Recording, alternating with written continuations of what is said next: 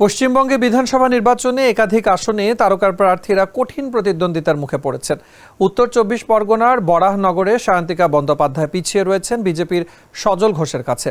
একইভাবে ব্যারাকপুর আসনে তৃণমূল প্রার্থী ও নির্মাতা রাজ চক্রবর্তীও পিছিয়ে পড়েছেন বিজেপির কৌস্তভ বাগচির কাছে, যদিও তিনি ২০২১ সালে এই আসনে জয়ী হয়েছিলেন।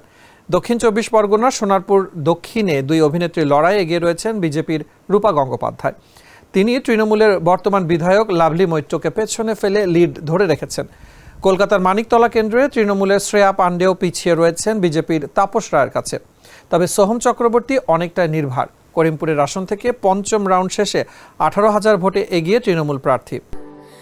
স্যান্ডেলিনা সো, রূপচর্চায় আভিজাত্য। সেখানে দ্বিতীয় অবস্থানে রয়েছেন বামফ্রন্টের প্রার্থী প্রভাস মজুমদার। রাজারহাট গোপালপুরে লোকসঙ্গীত শিল্পী অদিতি মুন্সি বর্তমানে পিছিয়ে রয়েছেন বিজেপির তরুণ জ্যোতি তিওয়ারির কাছে। অন্যদিকে হাওড়া শিবপুরে ব্যতিক্রমী চিত্র দেখা যাচ্ছে, যেখানে বিজেপির অভিনেতা রুদ্রনীল ঘোষ উল্লেখযোগ্য ব্যবধানে এগিয়ে রয়েছেন তৃণমূলের প্রার্থীর বিরুদ্ধে। শ্যামপুর কেন্দ্রে বিজেপির অভিনেতা হিরণ চট্টোপাধ্যায় কঠিন চ্যালেঞ্জের মুখে পড়ে পিছিয়ে রয়েছেন তৃণমূলের বর্তমান বিধায়কের কাছে। একইভাবে টালিগঞ্জে বিজেপির পাপিয়া অধিকারী পিছিয়ে রয়েছেন তৃণমূলের শক্তিশালী নেতা অরূপ বিশ্বাসের কাছে।